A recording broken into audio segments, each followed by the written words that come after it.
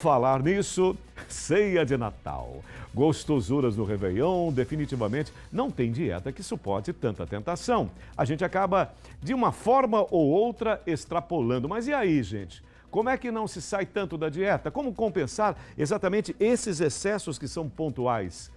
Você se interessou nisso? Então, vamos juntos entender, saber mais a respeito. Agora, conversamos com o nutrólogo Matheus Barreto. Eu já quero saber com o Matheus exatamente a diferença entre o nutricionista, endocrinologista e o nutrólogo, Matheus. Seja bem-vindo, bom dia, como vai você? Tudo bem? Muito obrigado. Bom dia, telespectadores. Então, vamos esclarecer a diferença entre o médico, o nutrólogo, o endocrinologista e o nutricionista. O nutricionista, ele é o profissional que ele fez o curso de nutrição, capacitado a orientar, a prescrever orientações nutricionais, comandar e montar aquela tabela dietética para o paciente que necessita ganho de massa muscular, perder peso, melhora na sua alimentação.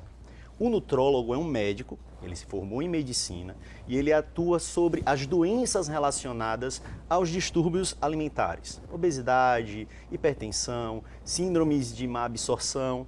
O endocrinologista, ele já cuida da parte hormonal, que é das doenças, a parte metabólica do organismo relacionada aos hormônios. O diabetes também pode estar relacionado, doenças de tireoide, doenças relacionadas às glândulas corporais. Mas é interessante, Matheus, que a nutrologia, o nutrólogo, eles surgiram de uma forma agora recente, eu diria. A própria nutrição, eu já comentei aqui, é muito interessante. Nós não discutíamos isso, eu já sou veterano, mas há 30, 20 anos não havia tanto comentário a respeito, não estava tanto na pauta. É um avanço muito interessante. A própria nutrologia, ela ocupando esses espaços, isso é muito interessante. É bem interessante e muito tempo a gente acabava não tendo noção da atividade do nutrólogo, porque ele agia complementarmente. Quando você tem um paciente num âmbito hospitalar, que está internado, não consegue se alimentar por via oral, quem prescreve aquela orientação, aquela nutrição parenteral que vem pela veia é o nutrólogo. Ele trabalha junto com a equipe, médico, enfermeiro, nutricionista, para cuidar do paciente, tanto no ambiente hospitalar, quanto também no ambiente do consultório, no dia a dia. Ele vê aqueles distúrbios, aquele paciente que tem uma bulimia, uma anorexia, que tem um déficit alimentar, déficit de vitaminas, ele age junto, concomitantemente, às vezes pela prescrição de uma medicação, orientações, exames, para poder tratar esse paciente também. Então, são funções complementares, né? Exatamente. É uma visão mais multidisciplinar. E como é feito? É até bom depois a gente aborda essa questão de dieta e tudo mais, questão dos excessos, mas como é esse trabalho do nutrólogo? Você faz um exame, depois você tem um tratamento, como é que isso é desenvolvido, Matheus? Vamos falar então a respeito de obesidade. A gente sabe que a obesidade ela é uma doença multifatorial. A gente pode ter alterações do ambiente, você ter uma família que se alimenta mais, que tem uma ingestão maior de carboidrato simples, pode ter alterações genéticas relacionadas a isso, hábitos que a pessoa adquire. Então, o nutrólogo, ele vai tentar identificar a causa, o que pode estar relacionado a isso, e poder tratar mais especificamente aquele quadro, não só como uma restrição dietética. Você pode ter uma doença associada àquilo ali. Então, é interessante fazer esse tipo de tratamento conjunto. Geralmente, a gente trabalha em equipe, uma equipe multidisciplinar, com nutricionista, nutrólogo, às vezes psicólogo também vai entrar para tentar tratar esses tipos de procedimentos, esses tipos de alterações que o paciente necessita. E você melhora ainda o resultado. Quanto mais potencializa muito mais do que uma simples restrição alimentar, que às vezes tantas pessoas seguem dieta e não conseguem emagrecer adequadamente. E não tem resultado, fica aquela frustração tremenda, né, Matheus? Exatamente. Agora, me diga com relação a esse período que nós falamos aqui de excesso, né? A gente bota, enfia o pé na jaca, aquela loucura toda. Você teria alguma receita detox, digamos assim, alguma coisa que eu poderia fazer para minimizar esses efeitos? Existem várias coisas que a gente pode fazer.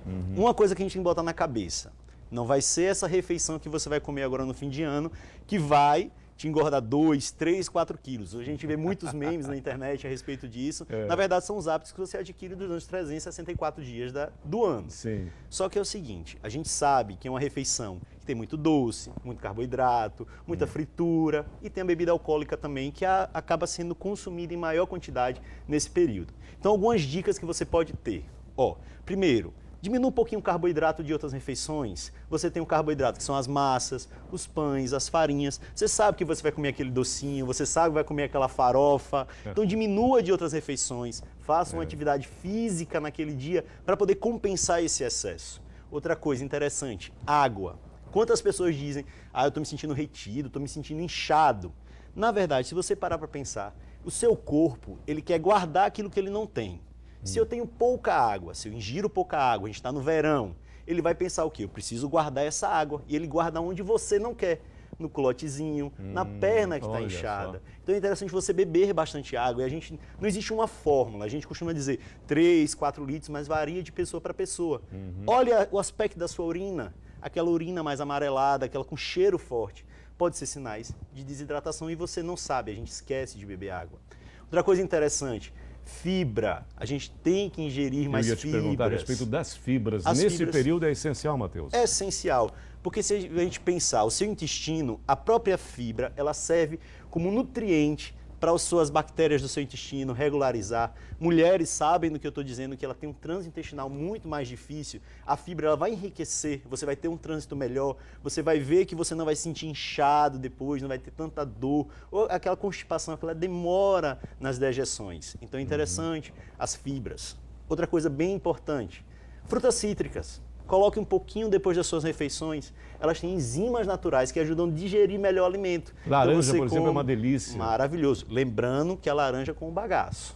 Com o bagaço? Com o bagaço. Você come o bagaço, a fibra tá ali, é rico. O bagaço é importante para isso, É muito importante. Quando você vai tomar o suco, você tira o sumo, mas você está jogando a fibra de fora.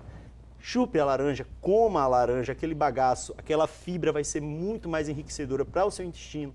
Todas as outras frutas, elas têm várias fibras de diversos, são solúveis e insolúveis que vão melhorar, ajudar o trânsito intestinal. Você comentou algo que eu já havia lido e assim me surpreendi, que o suco, na verdade, ele retira uma grande parte de todos esses nutrientes e seria muito melhor você escolher a fruta, comer a fruta ao invés do suco, que é um hábito tão brasileiro, né? Vamos fazer só uma comparação aqui. Paciente diabético que está com a glicemia descontrolada, está o açúcar elevado do sangue. Quando você come uma fruta, você senta, você chupa uma laranja, você come aquela laranja, o bagaço já lhe dá uma satisfação. Quando você toma suco, um copo de suco tem 1, 2, 3, às vezes 4 laranjas ali, sem fibra, e que você toma num gole que é 10 segundos. Tum, tum, tum, já acabou aqueles 10 segundos. Aí pergunta, meu Deus do céu, por que meu açúcar está elevado? Sim. Lembrando que tem gente que ainda coloca açúcar no suco de laranja, que fica aquele dedinho de açúcar no fundo do copo. Então, é uma estratégia que você tem que tomar. A fruta é rica, ela tem fibras, ela tem nutrientes. É uma então, delícia. É uma delícia.